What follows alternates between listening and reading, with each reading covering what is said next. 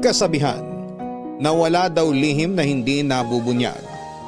Pero may lihim kaya na hindi na nalaman kahit kailan? Ikaw, may lihim ka ba na ipinagkatiwala mong sabihin sa iba? Ang kwento ay tatakbo sa isang pagkakamaling matagal nang itinago. Itinago hindi lamang ng may gawa ng pagkakamali kundi pati na rin ng ginawa ng pagkakamali. Pero mabubunyag kaya ang katotohanan? Kung oo, kailan at kung paanong paraan? Pakinggan natin ang kwento ni Des. Siya ang pangunahing tauhan sa kwentong ating maririnig. Mabait na anak si Des. Mahal niya ang kanyang ama kaya nang muli itong mag-asawa ay hindi siya kumontra. Si Weng ay ang anak ng mapapangasawa ng papa ni Des. Kaya sila ay magiging mag-step-sister. Sila ang may malaking papel sa magiging takbo ng buhay ni Des. Magsisimula ang storya sa araw bago ang kasal ni Des kay Chiki, ang kanyang kasintahan ng 2 taon. Mahal nila ang isa't isa kaya nga makalipas ang 2 taong relasyon ay magdedesisyon na silang magpakasal. Dito magsisimula pero ang kwento ay magpapatuloy makalipas ang 10 taon. At makikilala din natin ang 2 tao na makakatulong sa pagliwanag ng lahat ng nangyari at yan ay sina Orlan at si Andy. Sino sila? Ano ang kaugnayan nila kay Des? Isa pa yan sa ating malalaman. Ano nga ba ang pagsisimula ng lahat at ano ang katapusan nito? Tayo nang samahan si Des sa kanyang paglalakbay sa 10 taon ng kanyang buhay. Baka sa bawat pangyayari sa kanya ay may ugnay natin ang ating sarili o kapulutan natin ang aral dito sa mga kwento ng pag-ibig, buhay at pag-asa sa nangungunang Barangay Love Stories. Dear Papa Dudut, ako po si Des, medyo marami po akong gustong sabihin para ipakilala ang sarili ko. Pero gusto ko po sanang isa-isahin ang mga pangyayari bago umabot sa kung ano nga ba ang kalagayan ko ngayon. 12 taon na ang nakakalipas ay plinano namin ng boyfriend ko noon na si Chiki ang kasal. Ang pangarap kong lumakad papunta ng altar ay mangyayari na. Kami na lamang po ng papa ko ang magkasama matapos mawala ang mama ko noong ako ay 12 taon pa lamang. 1 taon matapos mawala ang mama ko ay nakakilala ang papa ko ng isang babae na kaedad niya. Si Tita Josie, may anak siya si Weng na mas matanda sa akin ng 2 taon. Nagpakasal po sila ni papa kaya naging stepmother ko siya at naging stepsister si Weng. Medyo strikta si Tita Josie at medyo na-spoiled niya si Weng. Pero hindi ko na lamang po pinapansin dahil hindi naman nila ako ginugulo. Maliban na lang ng masyadong maraming sumbong si Tita Josie kay Papa tungkol sa akin. Pero muli po ay hindi ko na lamang pinapansin. Mabalik po tayo. 2 araw bago ang kasal ay niyaya po ako ni Weng para daw mag-bachelorette party. Ayaw ko na po sana, Papa Dudut, pero mapilit siya at sinabi niya na 2 lang naman daw kami. Kaya pumayag na din ako. Masaya naman pero ayoko masyadong uminom pero mapilit si Weng kaya pumayag na lamang ulit ako dahil masaya naman kami. Pero may kapalit pala ang saya namin ng gabing yon.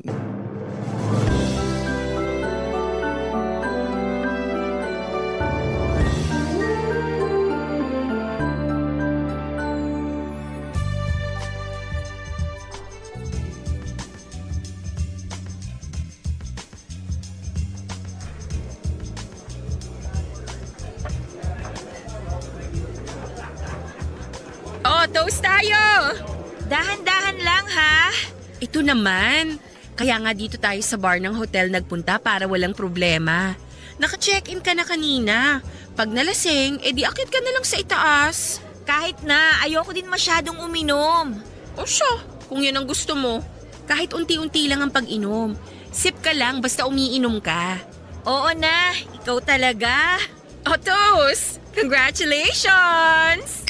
Salamat. Sandali lang ha, powder room lang ako. Sige.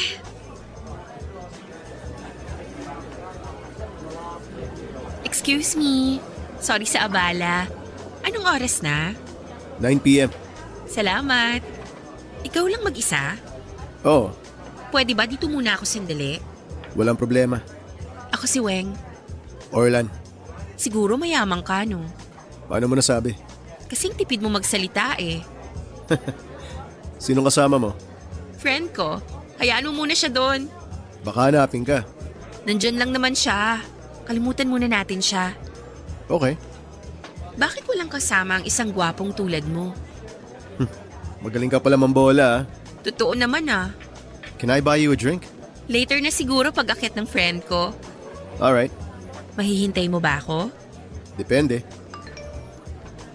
Ay, sige. Hinahanap na ako ng friend ko. Babalik ako ha. Okay.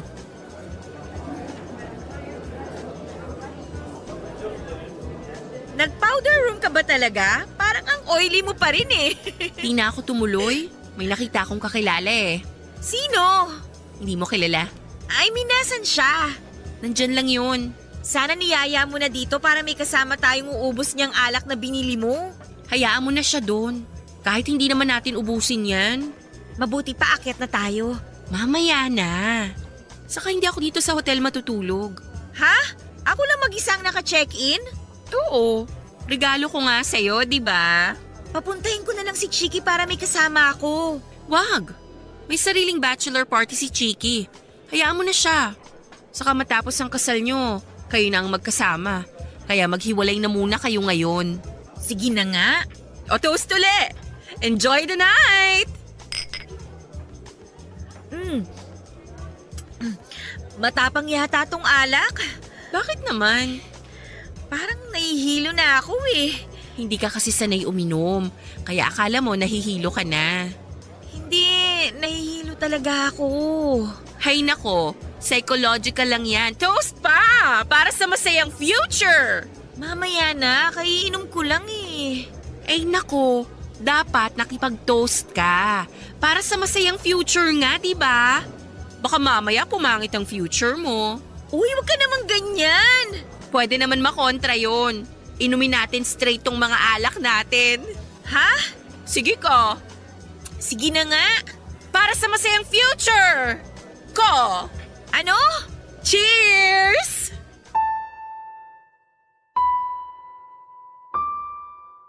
Papadudot matapos kong maubos yung laman ng baso ko, ay parang nawala ako sa sarili ko. Wala na akong matandaan at tinawag pala ni Weng ang isang waiter doon at sinabihan na ihatid ako sa kwarto ko. Ipinahiram niya ang card key sa waiter saka ako hinatid sa kwarto.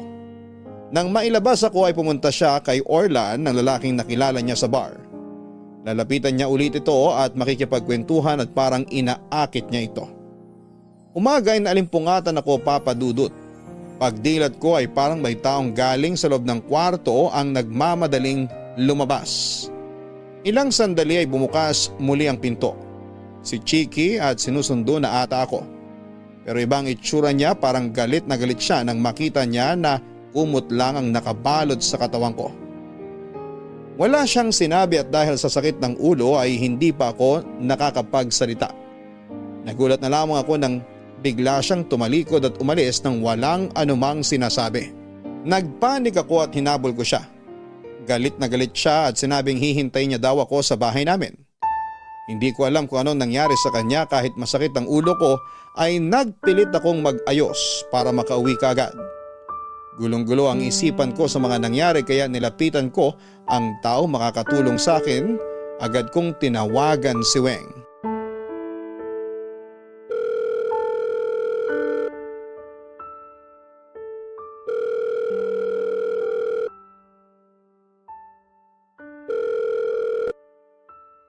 Hello?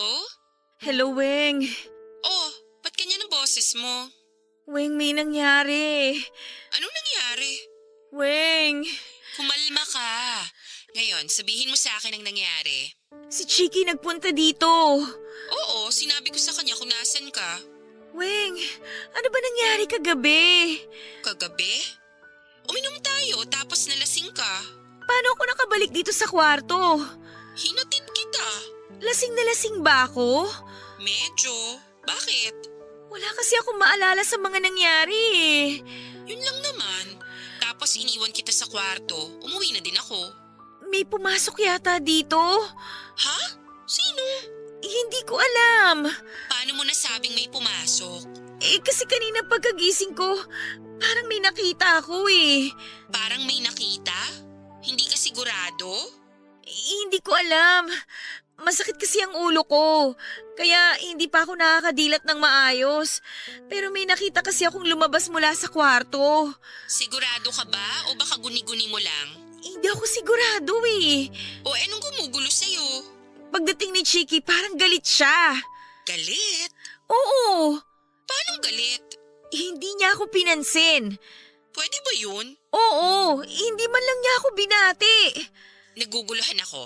Iba yung itsura niya.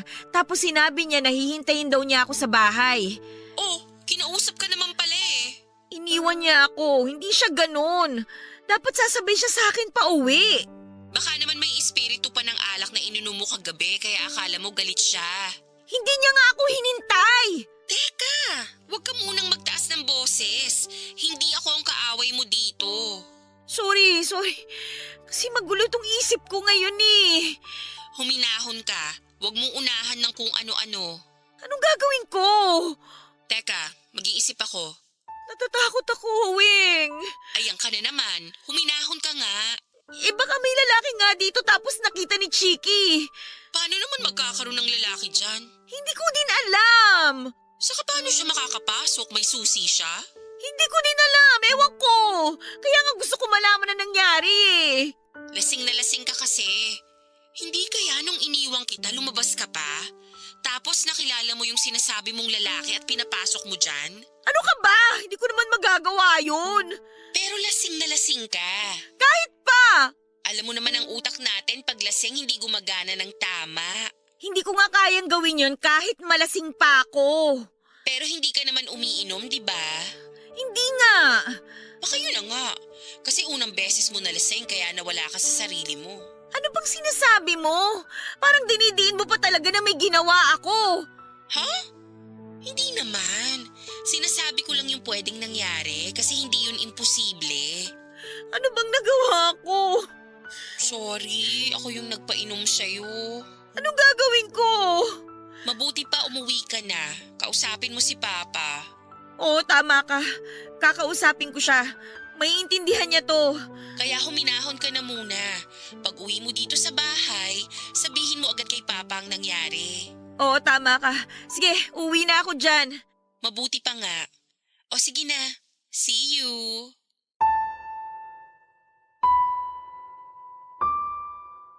Papa Dudut, nakampante ako nang sabihin ni Weng na sabihin kay Papa. Siguradong maintindihan ni Papa ang mga nangyari.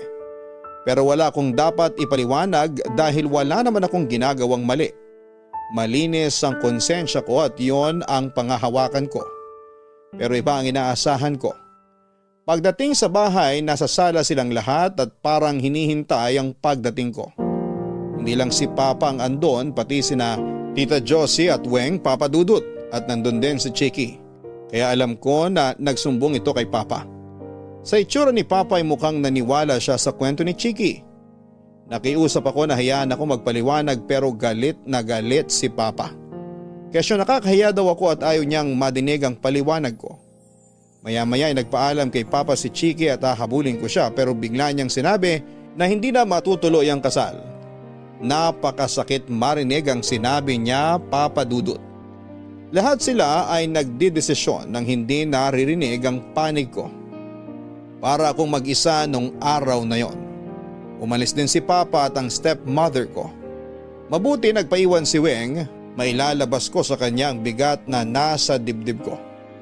Pero nagulat ako nang tumawa si Weng nang dalawa na lamang kaming nandun. Sinabi niya na siya ang nagsabi kay Papa na nangyari at hindi si Chiki at sa kanya inamin na plinano niya ang nangyari. Nilagyan niya ng pampatulog ang iniinom ko ng gabing yon at ganon din ang ginawa niya sa lalaki nandun sa kwarto ng umagang yon. Para pa siyang nanuya, Papa Dudut, dahil pinagtatawanan niya ang mga ginawa niya. Hindi ako palaaway at hindi ako nananakit pero lalo niya akong tinutuya at parang pinipilit na saktan ko siya. Nagtagumpay siya kaya nasa bunutan ko siya sa sobrang galit.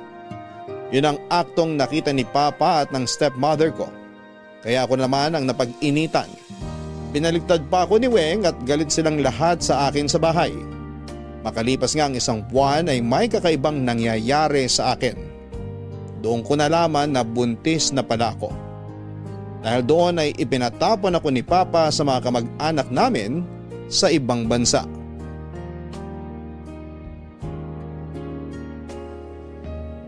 Lumipas ang 10 taon, kaya 10 taon na din ang aking anak na lalaki. Pinangalanan ko siyang Andy, pinangalan ko siya sa lolo Andrew ko.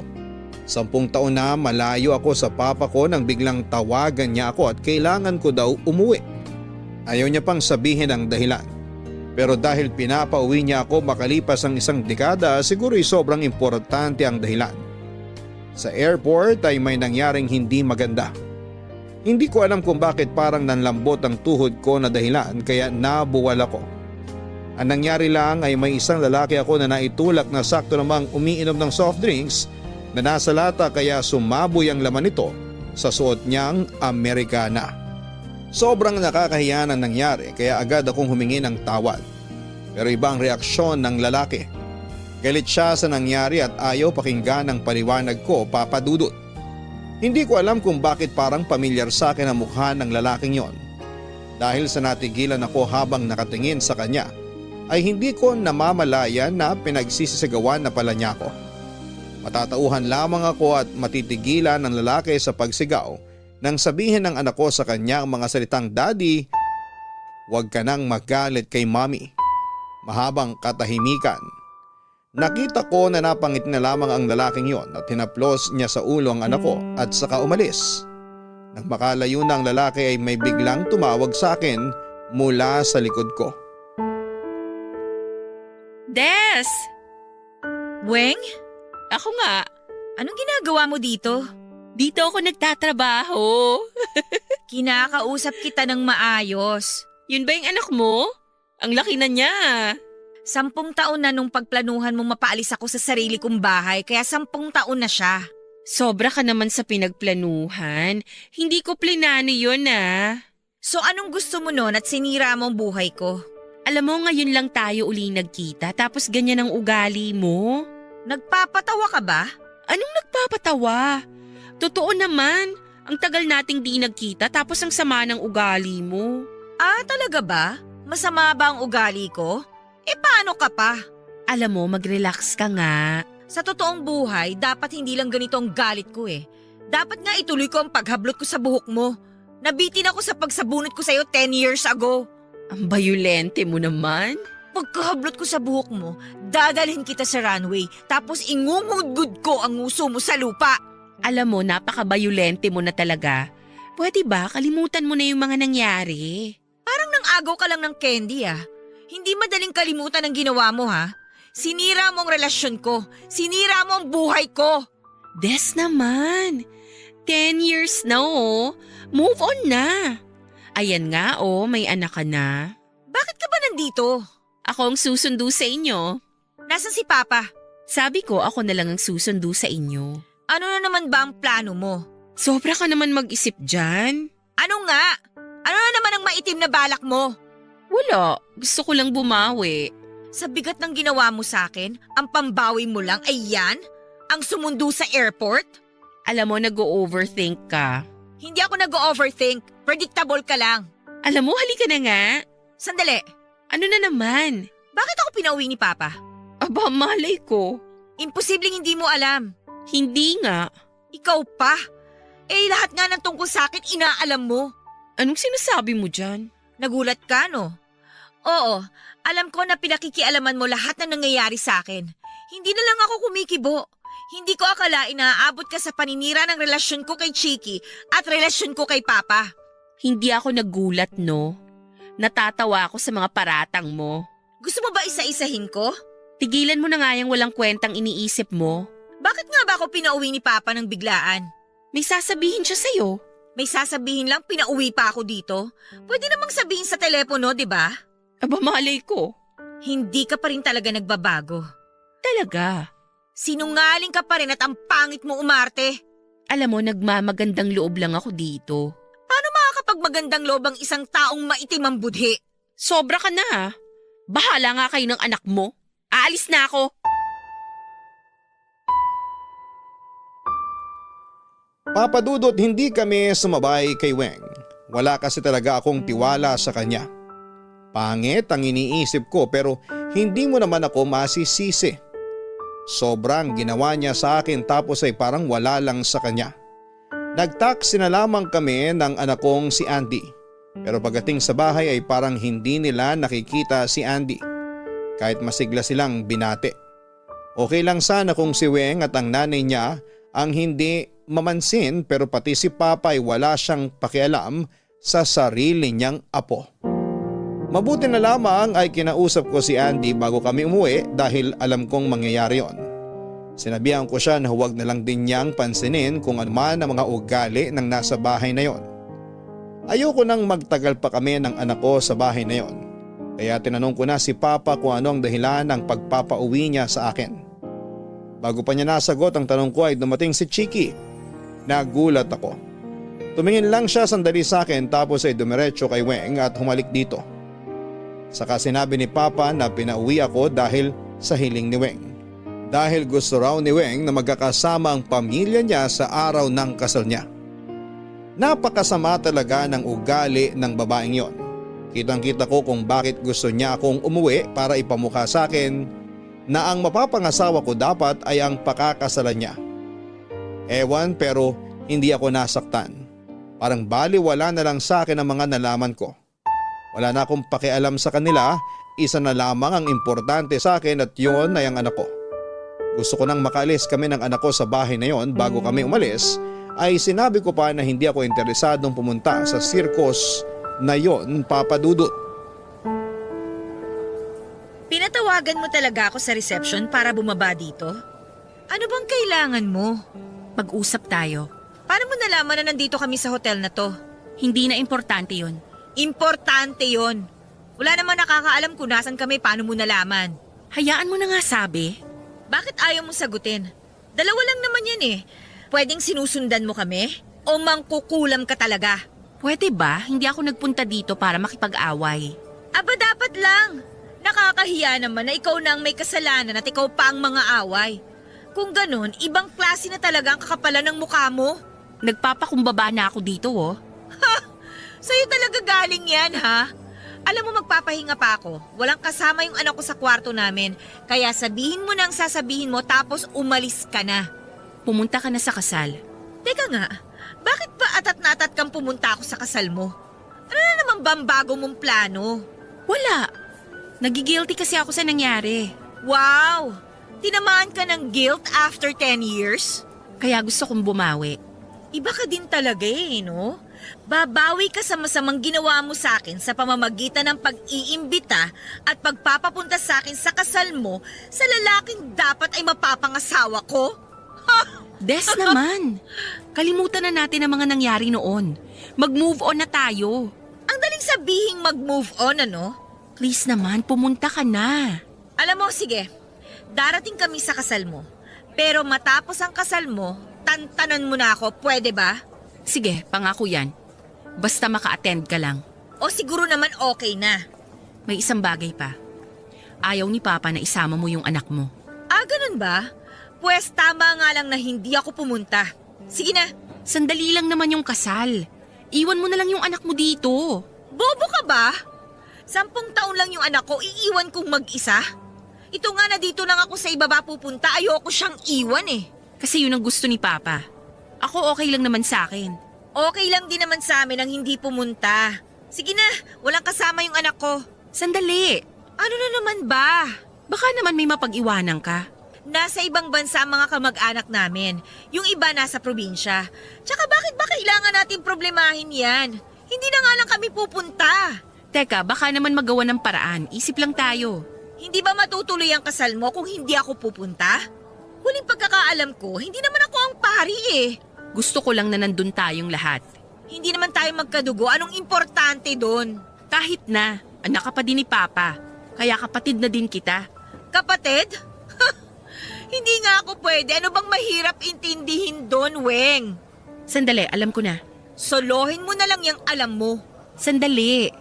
Kakausapin ko na lang si Papa. Kakausapin tungkol saan? Tungkol sa anak mo. Ayaw niya nga papuntahin, di ba? Ako nang bahala, kakausapin ko siya. Hindi makakahindi sa akin yun. Wow! Anong wow? Hindi makakahindi sa'yo si Papa samantalang ako pinalayas niya? Sobra naman kasi yung ginawa mo. Handa ka bang masaktan? Ang kapal ng mukha mo no? Ginawa ko? Ginawa ko talaga ha? Hindi ba inamin mong ginawa mo ang lahat ng kamalasan ko? Sorry na nga. Nagsorry na ako dyan, naungkat na naman. Bakit kaya naungkat? Basta, sige na. Pumunta na kayo ng anak mo. Ako nang bahala kay Papa. Bahala ka! Ayan. O etong invitation. Nako, sa iba mo na lang ibigay yan. Sayang ang papel. Sabihin mo na lang sa akin kung saan. Nandiyan ang address. Hindi ko na nga kailangan yung papel na yan. Tingnan ko na lang kung saan. O bakit sinusoli mo sa akin? Para sa'yo na yan. Invitation mo talaga yan. Nabasa ko na. Pupunta na lang kami. Sige na, akit na ako. Pakayabang na babae. Ewan ko na lang kung hindi ka maiyak sa araw ng kasal namin ni Chiki.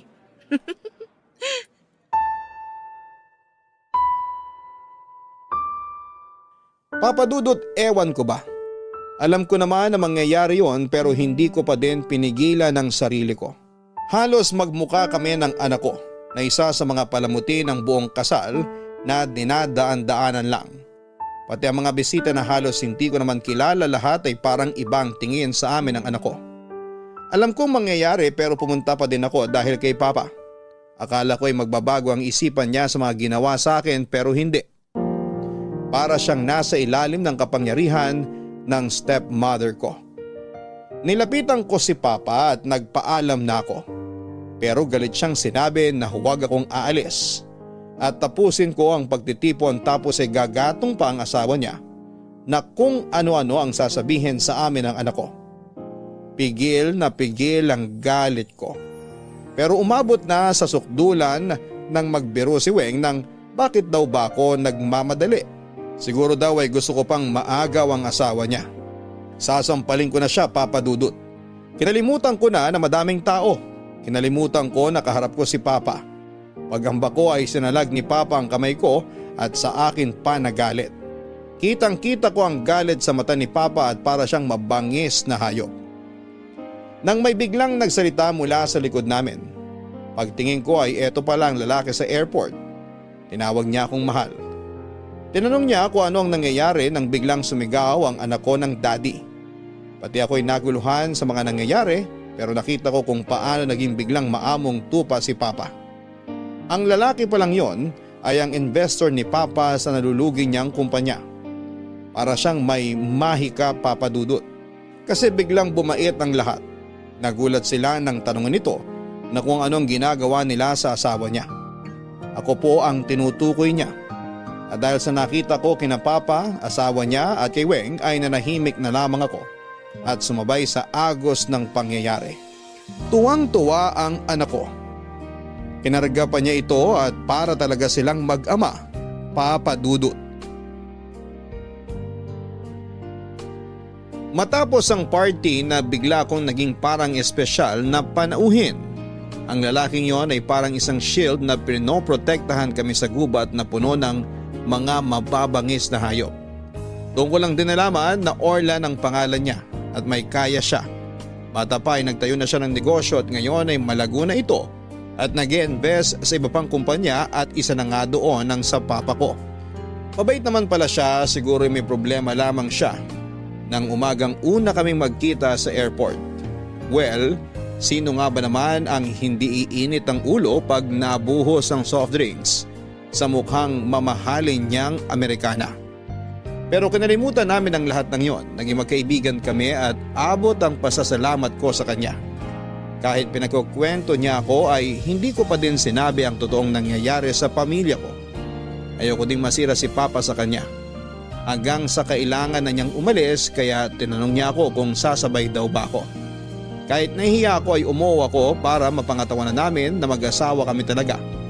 Kasi kung ang anak ko ang titignan ay Hindi mo iisipin na hindi sila mag-ama dahil para talaga silang mag-ama kung maglambingan.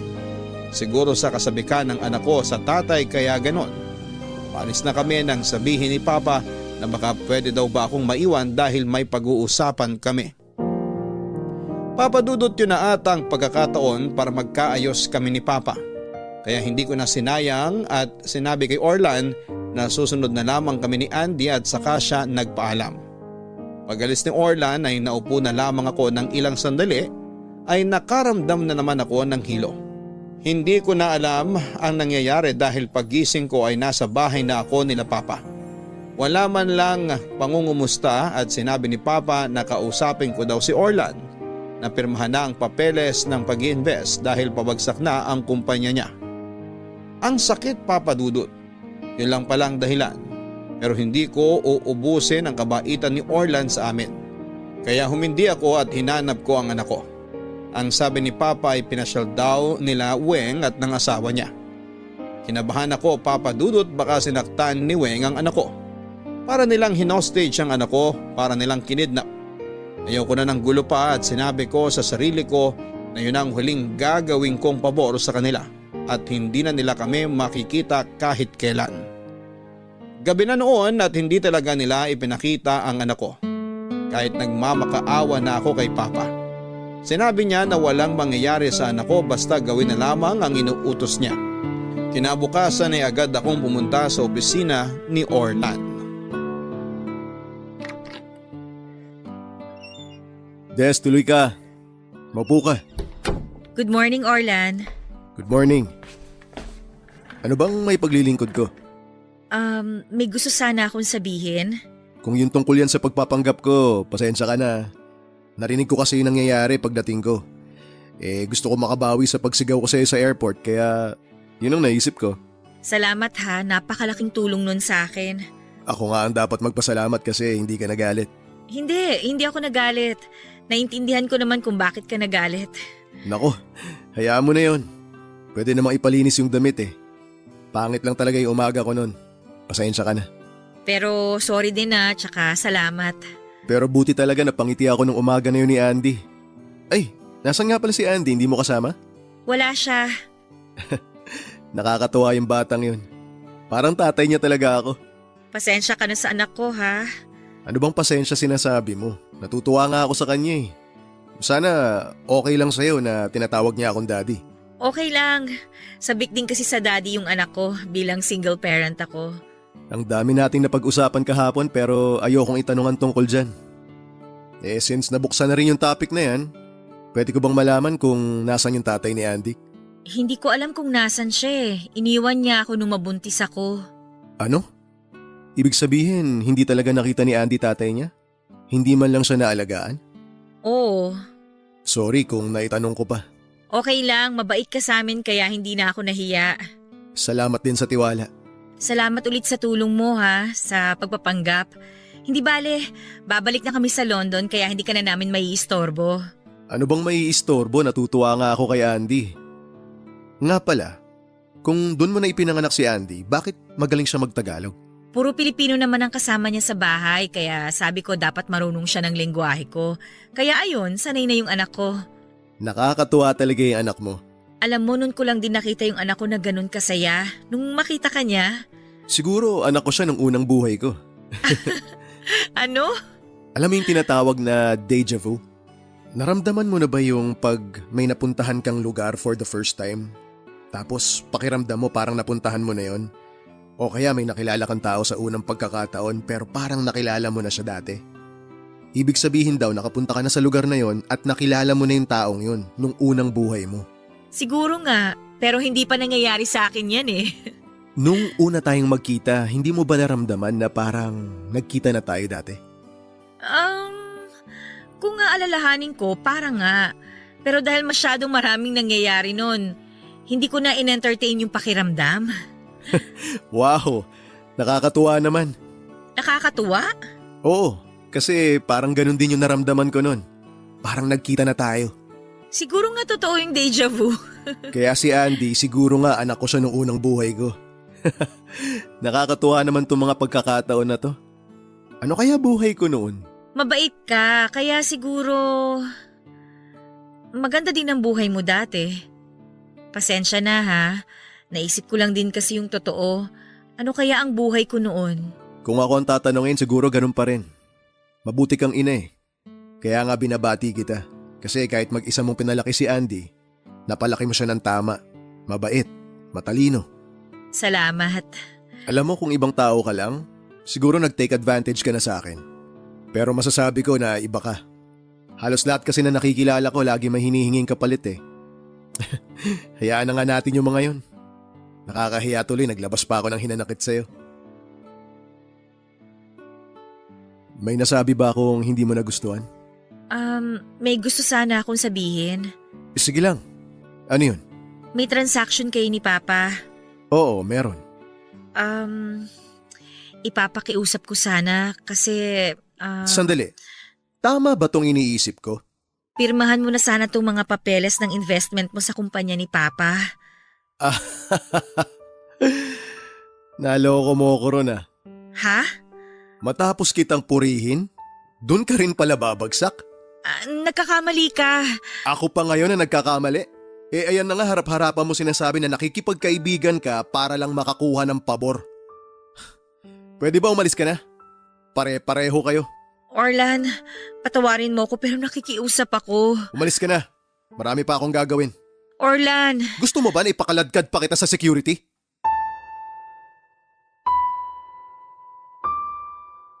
Papadudot hiyang-hiya ako noon pero kailangan kong kapalan ang mukha ko para sa anak ko.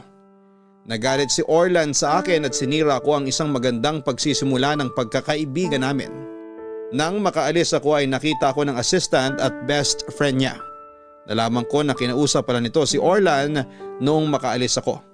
Ipinaalala niya kay Orlan ang nangyari 10 taon nang nakakalipas. Nang utusan siya para kunin at burahin ang mga kuha ng CCTV sa isang hotel. Hindi pala ito binura ng kaibigan niya. Sa unang pagkakataon ay mapapanood ni Orlan ang footage ng CCTV. Magugulat siya nang makita niya na inaalalayan siya ng isang babae papunta sa isang kwarto. Wala na siya sa sarili niya na parang may nainom na kung anong klase ng droga. Nainis pa daw si Orlan dahil bakit pinaalala pa sa kanya ang nangyaring yon.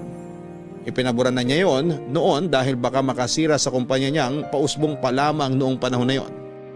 Pero marami siyang hindi nakita kaya ipinaliwanag ng kaibigan niya na panoorin ulit. Nang i-rewind ang footage ay saka niya nakita ang isang waiter na buhat ang isang babae at dinala sa kwarto na kung saan siya inalalayan ng unang babae sa footage. Sa kanya nakita na ang unang babae ay ako at ang pangalawang babae na siya namang umalalay sa kanya ay walang iba kundi si Weng. Kaya pala pamilyar din kay Orlan si Weng nang una niyang makita noong kasal nito. Napagtagpi-tagpi ng magkakaibigan ang mga nangyari. Plinan ni Weng ang lahat at isa siya sa mga random na lalaki na naging biktima para sirain ang buhay ko. Hindi ko pa alam noon ang tunay na nangyari kaya dahil nga po sa bigo akong papirmahin si Orlan, sa kasunduan ay kinausap ko si Weng dahil siya ang kasama ng anak ko. Nakipagkita ako kay Weng sa isang parke. Weng! Nasa si Andy! Kasama ni Mommy. Bakit hindi mo sinama dito? Ipapasyal daw nila eh. Ano bang ginagawa nyo? Kidnapping na yan ah! Naku, edi mag-report ka. Salita mo laban sa aming lahat. Baka magbuka ka lang nababaliw. Ang sasama talaga ng ugali nyo. Wag mong kalimutan na ang papa mo ang nag-utos nito. Inutos niya dahil inutos ng nanay mo. Huwag mong pagbibintangan ng nanay ko ha. Kanino ka pa ba magmamana? Tumigil ka na. Ilabas niyo ang anak ko! Sige, mag-eskandalo ka. Tignan natin kung sino ang magmumukhang tanga. Ano bang kailangan ninyo? Sinabi naman sa'yo ng papa mo, di ba? Ayaw pirmahan ni Orlan. Baka naman hindi mo pinapirmahan. Nagalit siya sa akin. Sandali nga. Asawa mo ba talaga siya? Ano bang pakialam mo sa buhay namin?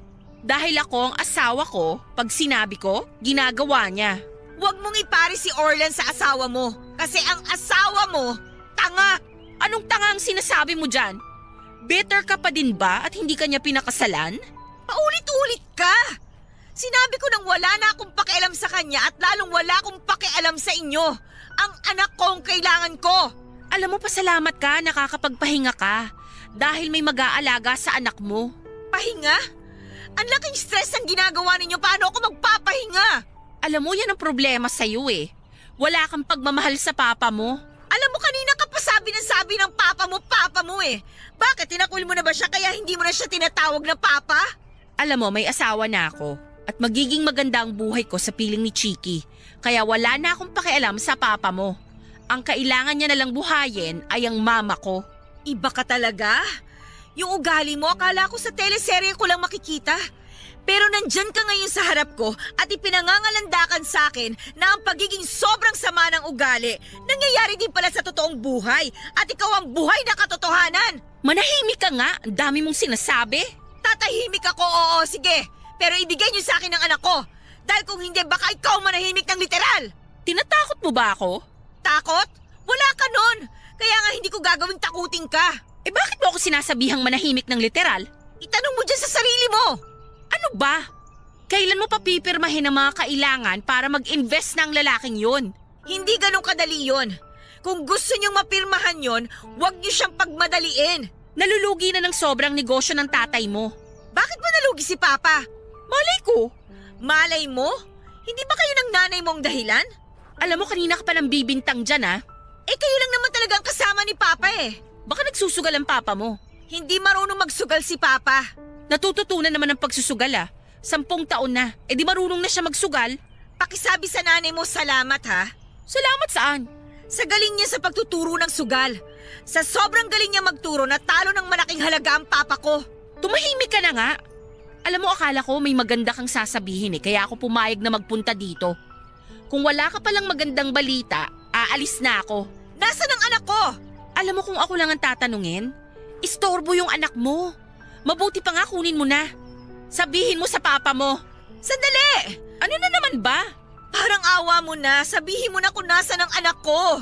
Tawagan mo ang papa mo at ako pa ang maghahatid sa'yo sa anak mo. Diyan ka na. Weng!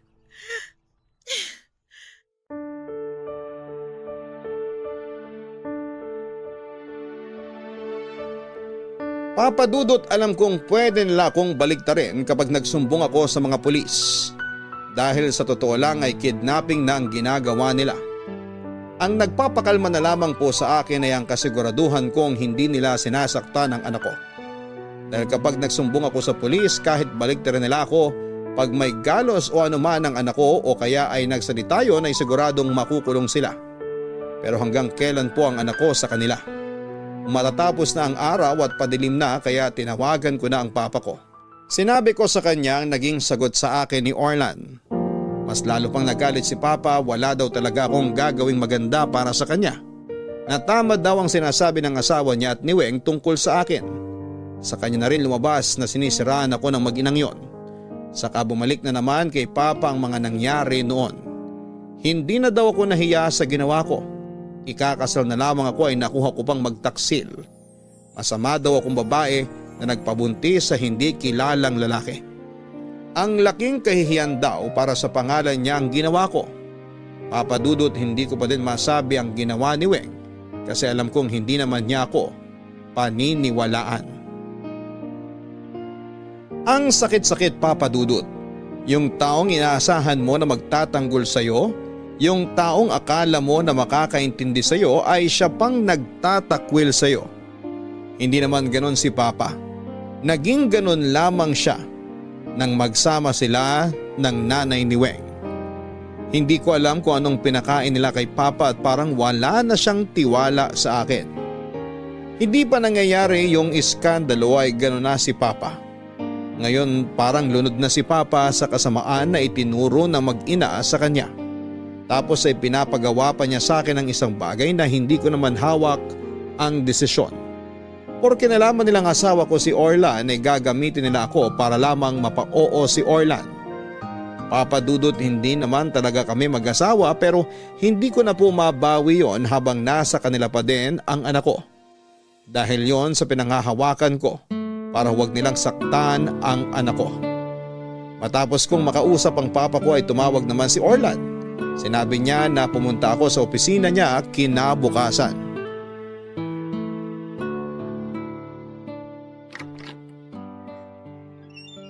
Tuloy ka, Des. Salamat. Kumusta ka? Hindi ko alam. Pasensya ka na kahapon ha. Nabigla lang ako. Naiintindihan naman kita. Pasensya na rin talaga ha. Kailangan nating mag-usap. Tungkol ba to sa investment mo? Oo, pero mamaya na ang tungkol doon. Ha? May iba pa ba tayong pag-uusapan? Meron. Actually, marami. Tungkol saan? Sa isang bagay na nangyari 10 taon na nakalilipas. Ha? Ay, hindi ko maintindihan. Des, may nangyari sa'yo 10 taon na nakalilipas. May nangyari sa akin pero hindi ko alam kung yun yung sinasabi mo. Sa palagay ko pareho lang ang iniisip natin. Naaalala mo ba yung sinabi ko tungkol sa deja vu? Des, kaya pala parang pamilyar ka dahil nagkita na pala talaga tayo dati. Ha? Saan? 10 years ago, inutusan ko yung best friend ko na assistant ko rin na burahin yung mga footage ng CCTV sa isang hotel. May nangyari kasi ron na pwede kong ikasira. Natakot ako kasi paangat pa lang yung kumpanya ko nun eh. Naguguluhan ako, Orlan. Malakas ang kutob ko na alam mo tong sinasabi ko, Des. Pero yun nga, hindi pala binura ng kaibigan ko yung kopya ng footage na hawak niya. Nung mapanood ko, doon ko napagtagpi-tagpi yung mga nangyari. Hindi ko alam kung sino yung naghatid sa'yo sa kwarto pero sa uniform na suot niya, isa siyang waiter sa bar ng hotel na yon. Anong kinalaman mo tungkol doon? Des, ako yung lalaking nakasama mo sa kwarto. Ano? Des, sandali, huminahon ka. Kailangan mo munang marinig ang buong kwento. Nakita ko sa footage mula sa bar hanggang sa hallway papunta ng kwarto. Iisang babae lang ang nag-uugnay sa mga nangyari. Si Weng! Oo, siya nga. At napanood ko rin sa footage na nung nasa bar kami, meron siyang nilagay na parang tableta sa iniinom ko nang hindi ko namamalayan. Matapos nun, wala na akong matandaan. Maliban na lang nung nagising ako sa kwarto mo. Kaya nagmamadali akong umalis nun. Napakasama talaga ng babaeng yon. Huwag kang mag-alala, Des. Tutulungan kitang mabawi ang dangal mo. Salamat, Orlan, ha? 10 taon nang lumipas kaya aayusin ko na to ngayon. Ilalagay natin sa pwesto nila ang mga taong sumira sa'yo. May ipapakiusap sana ako. Anong naiisip mong gawin ngayon? Nasa kanila ang anak ko. Hindi daw nila ibabalik sa akin hanggat hindi mo napipirmahan ang investment. Akala talaga nila asawa kita. Kaya ang alam nila, ako lang ang makakapilit sa'yo na pumirma. Gusto mo ba pumirma na ako? Hindi. Pero gusto ko munang makuha ang anak ko bago mo gawin ang gagawin mo. Maling-mali ang ginawa nila. Teka, kaya mo ba ako pinapipirma dahil nasa kanila si Andy? Itinatago nila sa'yo ang anak mo? Oo. Okay, ganito. Magsiset ako ng meeting. Sa bahay na lang ng papa mo para nandun silang lahat. Salamat, Orlan. Maraming salamat talaga. Des, patawarin mo ako. Kung noon ko pa siguro napanood yung footage, baka matagal ko nang naayos to. Pero naging makasarili ako. Iniisip ko kasi yung negosyo ko noon eh. Pasensya ka na. Kalimutan mo na yon. Ang importante ay yung ngayon. Yung alam na natin pareho yung katotohanan. Ang hindi ko maintindihan, bakit ginawa sa'yo ni Weng yun?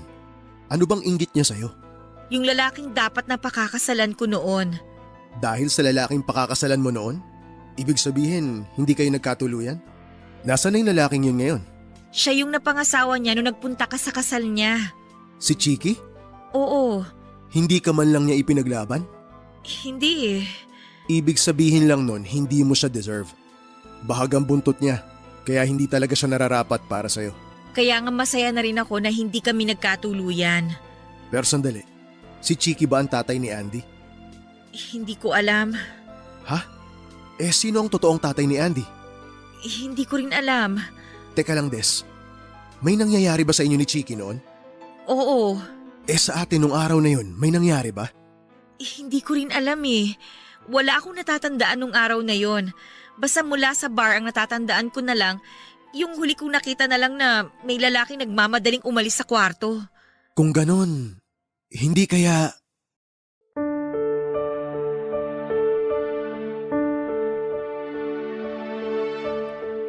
Sa totoo lang, Papa Dudut, ay hindi ko talaga alam kung sino ang tatay ni Andy.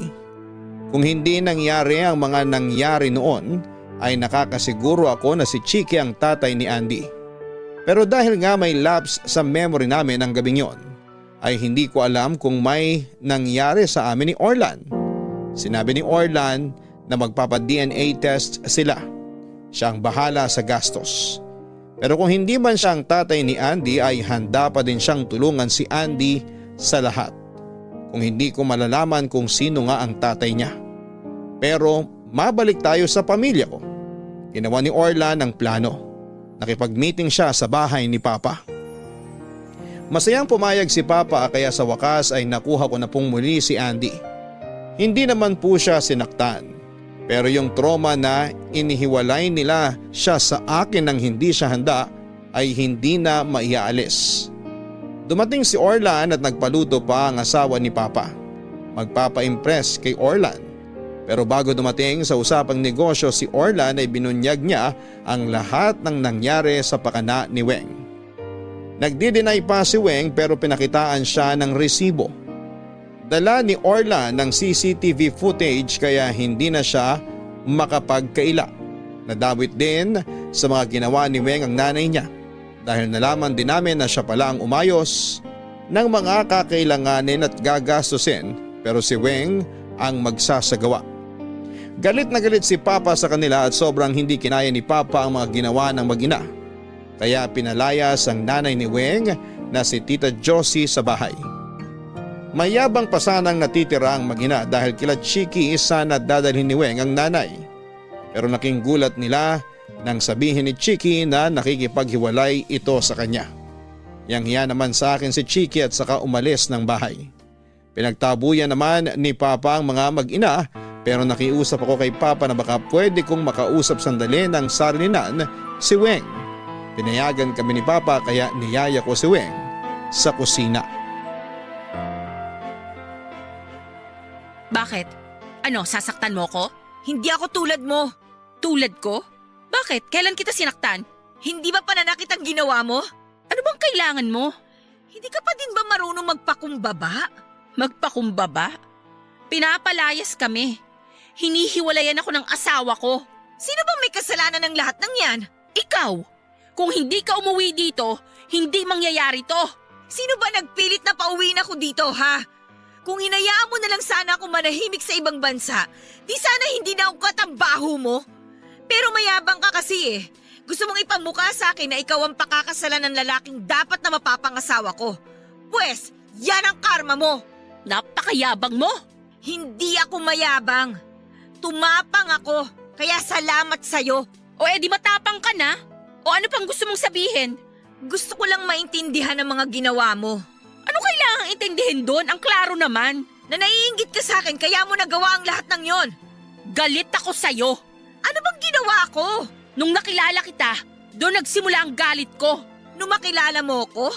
Hindi ba kayo ang pumasok sa buhay namin? Ayoko sa buhay na to. Si mama lang ang mapilit. Yun ba ang pinagmula ng galit mo? Bakit hindi ang nanay mo ang inaway mo? Bakit sa akin mo binaling? Kahit mas matimbang kayo kay Papa mula nang tumira kayo dito, hindi ko ikinasama ng loob yun dahil mahal ko si Papa. Hindi mo nga maaway ang papa mo? Tapos sasabihin mo sa akin na sana ang nanay ko ang inaway ko? Alam mo, hindi mo nakukuha yung punto ko eh. Ang punto mo, puro pagyayabang. Hindi!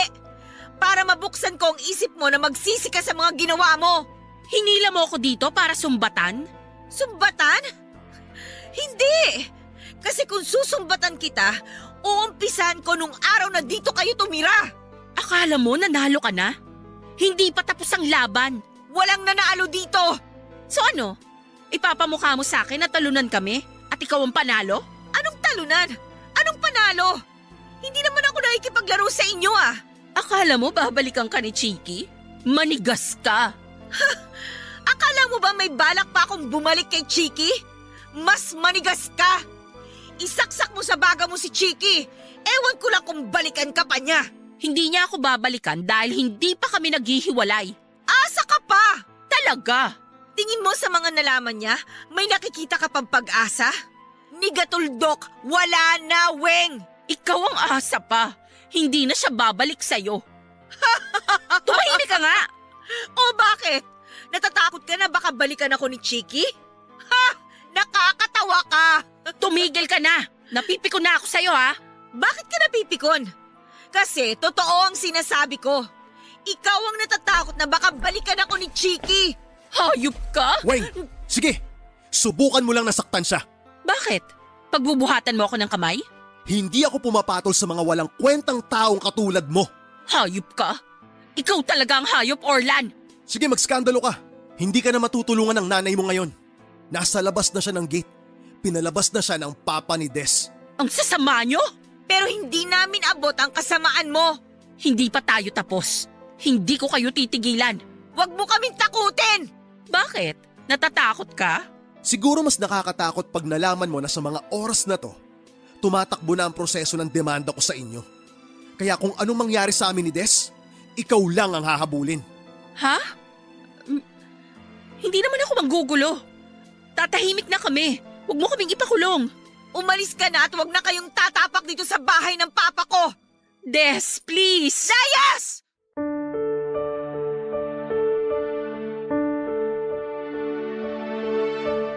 Papa Dudut, pinilit kong ma-realize ni Weng ang mga ginawa niya pero mas matapang pa siya kesa sa mga inagrabyado niya. Kaya wala na akong magagawa. Itinuloy ni Orlan ang pag-report sa pulisya pero hindi para ipakulong siya kundi para lang ipablatter. Nakakatakot din kasi ang pagbabanta. Pinapirma din siya sa kasunduan na hindi sila lalapit sa amin kahit kailan kaharapang abogado. Hindi na rin kami pinabalik ni Papa sa ibang bansa. Nakiusap siya na samahan namin siya sa bahay at tinanggap na niya ng buong puso si Andy at mahal na mahal niya ito. Itinuloy din ni Orlan ang pag-invest sa kumpanya ni Papa kaya ngayon ay katulong na din niya ako para maitaguyod ito. Humingi ng tawad sa akin si Chiki at binati niya din kami ni Orlan.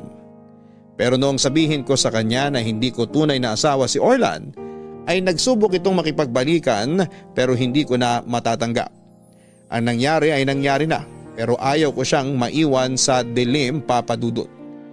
Lumabas na ang resulta ng DNA test at hindi si Orlan ang tatay ni Andy. Isa lang ang ibig sabihin na ang tatay ni Andy ay si Chiki dahil sa ngalan ng Diyos ay wala kong ibang nakasiping kundi siya lamang. Hindi ko ipinagdamot sa kanya ang pagiging ama.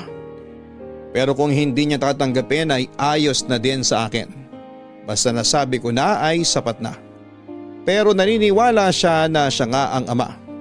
Sinabi ko sa kanya na baka gusto niya din na magpa-DNA test para makasigurado siya pero sinabi niya na hindi na kailangan dahil ramdam niya din naman ang lukso ng dugo.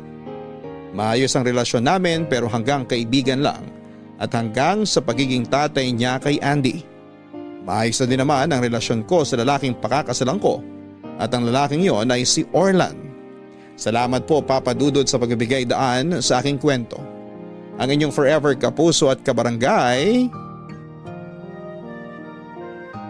Des.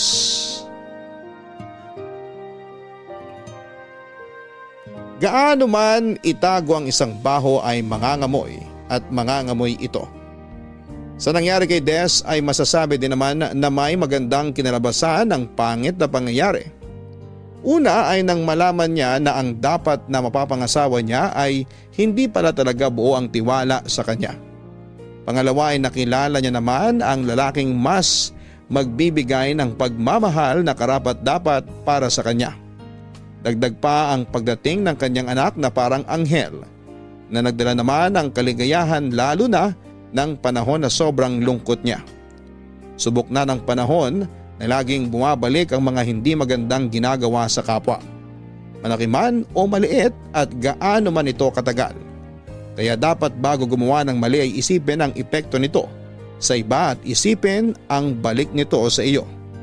Hanggang sa muli, ako po ang inyong si Papa Dudut sa mga kwento ng pag-ibig, buhay at pag-asa sa Barangay Love Stories number 1.